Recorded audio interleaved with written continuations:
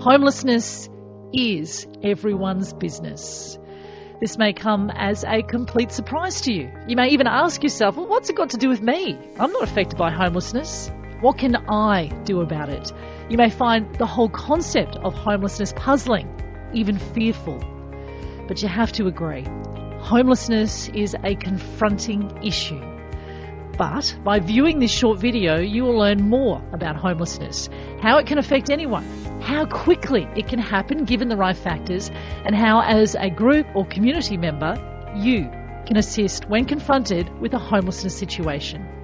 You may have unknowingly had interactions with someone experiencing homelessness and were completely unaware of their situation. You may be surprised to know that a member of your child's sporting team is, along with his or her family, experiencing homelessness.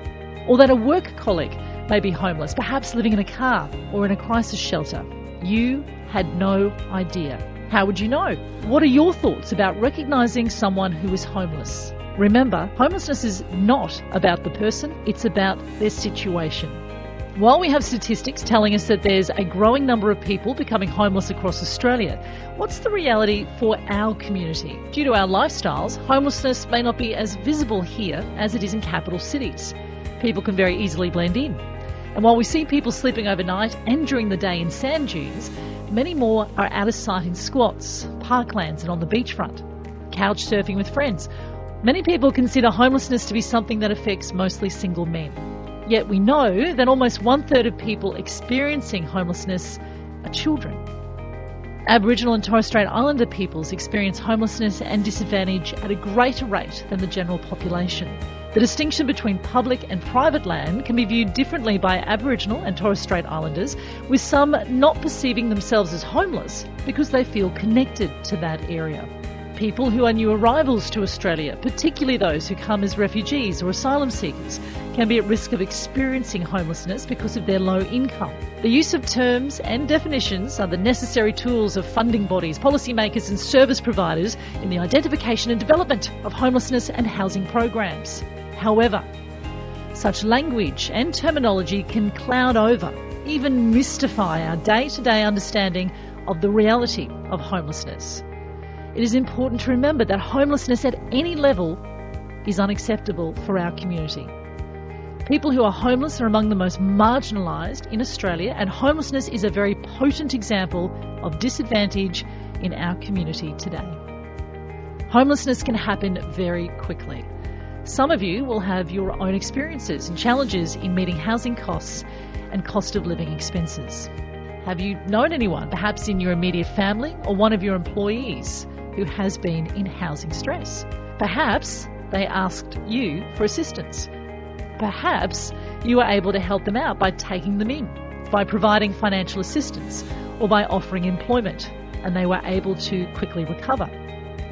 It's important to remember that many people do not have anyone that they can call on for assistance in these situations, or do not know where to seek help to avoid becoming homeless. Cyclical and chronic homelessness is usually associated with more complex issues and can take longer to resolve. You may consider that some people choose to be homeless or to remain homeless. However, we know from conversations with people experiencing homelessness that nobody chooses to be homeless or wants to remain that way.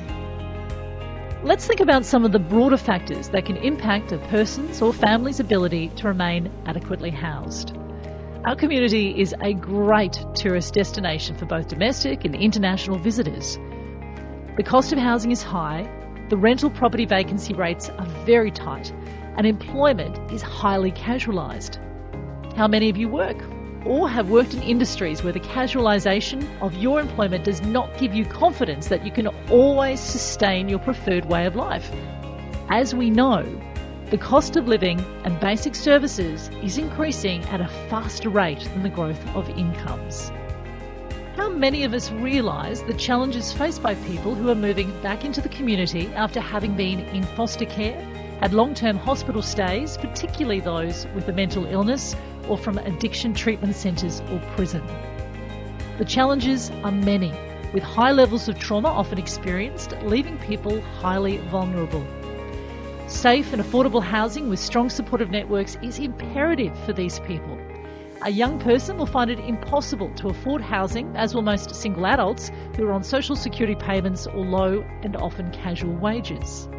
Where homelessness is the result of being in institutional care, incarceration, or requiring long-term health treatment, many do not have anyone, family or friends who can assist them re-establish their lives. Perhaps the man you see each morning sitting under a tree in the park started drinking to ease his anxiety and fear when he was forced into homelessness and rough sleeping after losing his job. All of these factors can occur as a standalone issue or collectively within a situation. Who do you know who has been in this situation? While data and statistics are important, what is the reality of homelessness in our city?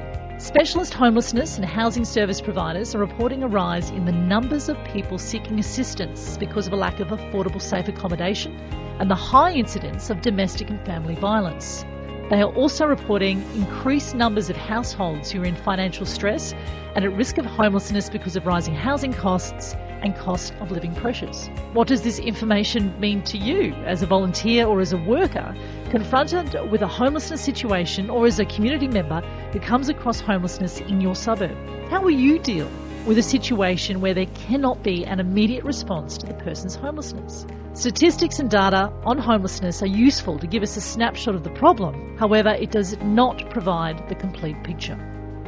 What is my attitude towards homeless people? We have a great opportunity to spread understanding and empathy within our community.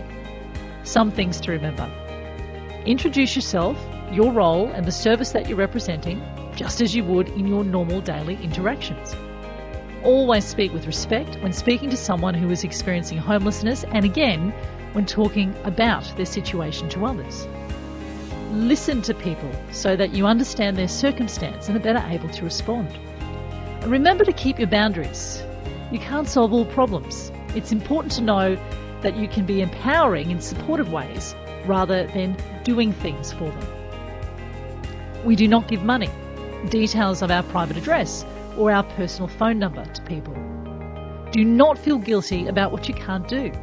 Seek out a safe place or a person to debrief with when needed.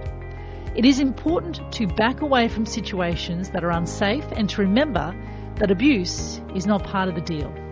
It's not what you signed up for. Please do not put yourself in danger. There are people and services who can assist you when you identify someone needing support. While each specialist homelessness service is contracted to carry out its core business, all have good knowledge of the service system and of other government and community agencies who may be able to help. While it can be challenging to know about and locate services, a number of resources exist to assist you in your work.